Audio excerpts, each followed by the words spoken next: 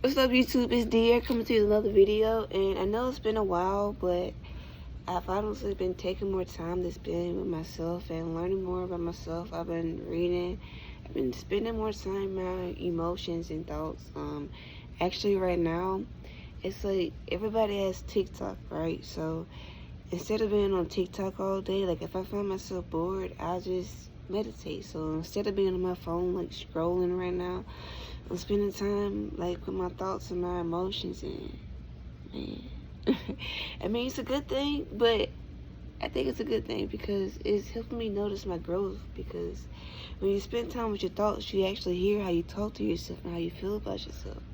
And it's been, I'm proud of myself because I'm able to now, instead of like if something negative happened or if I feel like sad or get a negative emotion, I can hear myself like talking myself and coaching myself through it, and that's pretty cool. And I love that. So, but honestly, I know everybody talks about the good things and the good things, but it's been tough. It's been draining. I've been overwhelmed, so that's why I really haven't been making YouTube. I just step away and then really just put more time and energy into myself.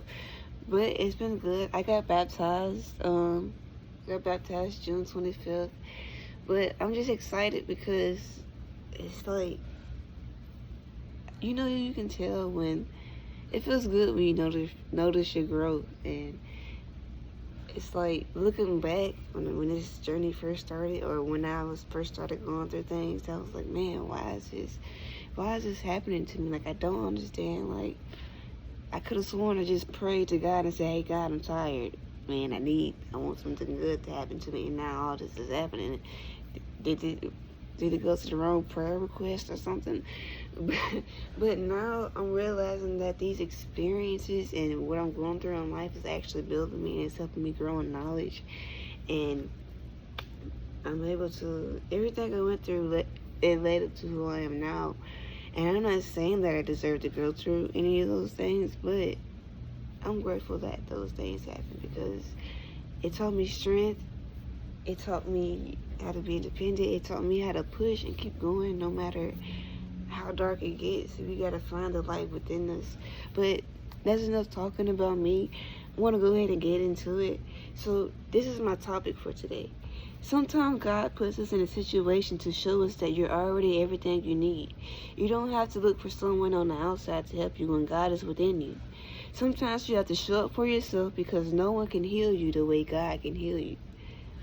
So, with that being said, that God is within us, right? So, if God is within us, we don't have to go outside looking for people. We don't have to go like, okay, if I had this, I would be better off right now. But honestly, we just have to, sometimes we are put in isolation, or we are put in situations to show that you don't need that. You already have everything you need. We just have to find the light and spark it within ourselves. So, Isaiah 41:10 says, so do not fear, for I am with you. Do not be dismayed, for I am your God. I will strengthen you and I will help you. I will uphold you with my righteous hand. Sorry, hello, boys right there. But anyway, he was saying like, don't have any fear because he's always with you. And for he's your God. He will give you strength and help you along the way, and he will hold you in his righteous hand and protect you and cover you. Sometimes when we don't know the outcome of how a situation will turn out, we seem to stress or worry about what will happen next. We get so caught up in worrying and stress, we forget about the good things that we already have, and we don't see the beauty of what the day brings because our focus is elsewhere. When we are in this stress and worry mindset, it can cause frustration, sadness, and cause you to be overwhelmed in other areas of your life as well. Stress and worry takes an unseen toll on your body and mind. Stress symptoms can affect our body, thoughts, and feelings in your behavior. Being able to recognize common stress symptoms can help you manage them. I'm sorry, the way I say symptoms was kind of weird. Stress that's left unchecked can contribute to many health problems such as high blood pressure, heart disease, obesity, and diabetes. Stress can affect your mind by causing an imbalance and decision making, anxiety, and mood that can increase or decrease expression of those behaviors or behavioral states. With that being said, stress can cause us to have a hard time making decisions. Sometimes God can send us the help through the form of an idea. He may even send us a person to give us new idea, or just having a conversation with them can spark new ideas that can help us get out of our situation. But at the time, we just see it as a random idea, when it's really a step that can lead us to our success. Everything leads up. You just have to trust the process. Also, you have to trust your gut and trust God and just take that leap of faith. But when we jump, we believe to think that we're falling, but we don't realize God is holding us and protecting us in His righteous right hand. But God's hand can't hold on to our drama, our heartbreak, our stress, or whatever is connected to these things. We'll start to leave our life. It seems like everything is falling apart, but we don't know that things are really falling in place for us. Instead of resisting change or trying to control the situation, God will be able to help us build a stronger foundation, be able to help us build strength, knowledge, wisdom, and patience by helping us overcome the situation, by trusting Him and staying positive and having faith. We tend to think that we can't see our progress. We aren't growing. We think that sometimes we need the results to see that we're getting better. But we are really digging our roots deep and building a strong and better foundation, because God has already planted a seed in us, and we are exactly who we need to be successful. You don't have to change who you are to try to fit in to get noticed. Be yourself and everything will come to you. All we have to do is let go of the fear that's holding us back, because that one fear can block many blessings without you knowing. Let go and let God. Let God handle how things will work out, because that's His job. We prayed and we did our part. Now we have to start taking the necessary actions that will lead us in the direction that we want to go. And God will figure out the path, because it's His plan. His path is better than ours. We deserve so much, but sometimes we can limit ourselves based off our emotions and how we feel about ourselves. We have to be able to pull ourselves out of the darkness. God light is within us. We just have to find that spark within. The way to light that spark is to have unconditional love for yourself, the way God has love for you. You have to be able to forgive yourself. You have to be able to give yourself grace, be patient with yourself, love, and have faith in yourself. If God created the universe out of nothing and darkness, imagine what He can do for you. Whatever you're trying to achieve in life, you can do it. Release the word mindset and gain the God is building me mindset. With that mindset, you will be able to give yourself and others motivation to help you keep going and to keep striving in your life. Your mind is powerful, and God is the supreme power. God is the supreme power. Use your mind to create greatness for yourself. Create the greatness that God has already planned for you. Take the leap of faith, trust God, and let Him change your life for the better. I'm sorry, y'all, that fly is bothering me. But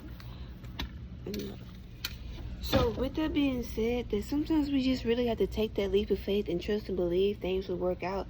And if situations and obstacles arrive, don't see it as a thing to hurt you, but something to grow. Because how do we know we need to grow if we don't experience things? So it's basically the way we see things. If we see it as a negative thing, or we allow it to stress us out, it's going to cause more stress and more worry to come to us. But if we see it as an opportunity to grow, it's actually going to motivate you to find a situation, or not a situation, to find a solution to your situation. And you just staying positive and you working your way through, you're going to be automatically attracting your solution to come to you, because you just taking the steps and you being positive and you having faith and you believing that God is going to make a way for you. You already attracting the blessing to you. And once you develop that mindset that you're already attracting new blessings to you and you're growing, you're going to actually start seeing yourself growing because you're telling yourself every day, I'm growing. You're going to start seeing changes. You're going to start, once you say positive affirmations are true and they really work, because you are whatever you tell yourself. So like you are what you eat, you are what you tell yourself as well. So if you tell yourself, hey, I'm growing, this may hurt me right now, but this emotion is temporary, this pain is temporary, I will overcome this situation. So you really have to sit down and talk to yourself.